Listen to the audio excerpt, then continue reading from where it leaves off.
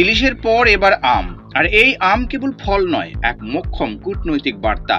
চীনের বাজারে ঢুকে পড়েছে বাংলাদেশের মধুর আম, আর এতেই ধাক্কা খেয়েছে দিল্লি। ডক্টর ইউনূসের আম কূটনীতিকে এবার পাল্টে দেবে দক্ষিণ এশিয়ার রাজনৈতিক ছক। চাঁপাইনবাবগঞ্জের বাগান থেকে সরাসরি চীনের চাংশা শহরে পৌঁছেছে বাংলাদেশের ৩ টন তাজা আম। দেশের ইতিহাসে প্রথমবার বাংলাদেশ থেকে সরাসরি চীনে তাজা আম রপ্তানি হয়েছে।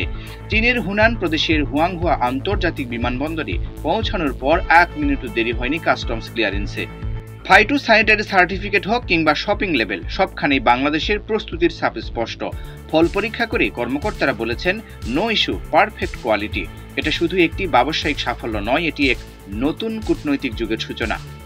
একসময় যে আম দিল্লিতে পাঠানো হতো উপহার হিসেবে, এখন সেই আমেই করে ডলার আসছে বেইজিং থেকে। নামমাত্র মূল্যে না, রীতিমতো ন্যায্য মূল্যে কেনা হচ্ছে চাঁপাইনবাবগঞ্জের সেরা জাতের আম। বিশ্বখ্যাত তার সুগন্ধ, মিষ্টতা আর সূক্ষ্ম গঠন।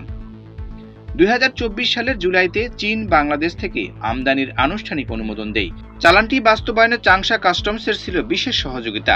ডেডিকেটেড ফ্রেশ এক্সপ্রেস ইউনিট, একটি কাস্টমাইজড ক্লিয়ারেন্স প্ল্যান নিশ্চিত করে তারা, যাতে ফল পৌঁছায় একদম টাটকা অবস্থায়।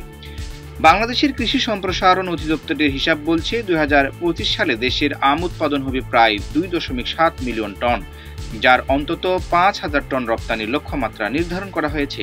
এই রপ্তানির বড় অংশ এখন তাকিয়ে চীনের বিশাল বাজারের দিকে। আগে শুধু মধ্যপ্রাচ্যে যেত, এখন চীনে পাঠাতে পারছি আমরা, আর দামও পাচ্ছি ভালো। চীনের ফল আমদানি ২০২৪ সালের ৬% বেড়ে ১৯.৪ বিলিয়ন ডলারে পৌঁছেছে।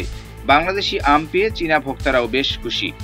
আর এই রপ্তানির পেছনে নেপথ্যে যার কূটনৈতিক বুদ্ধি, তা নিয়ে আলোচনা শুরু হয়ে গেছে ইতিমধ্যেই।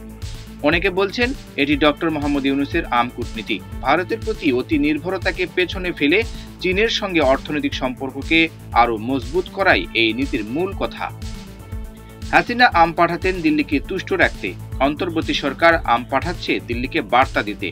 বাংলাদেশ এখন বিকল্প চেনে, দাবেদারি করে না। চীনের বাজারে আম গেলেই হয়তো সব বদলে যাবে না, তবে এটা নিশ্চিত, বাংলাদেশ এখন খেলে নিজের মাঠে, নিজের শর্তে। আর আমের বাক্সের গন্ধে লুকিয়ে আছে এক নতুন ভূকূটনীতির ছাপ।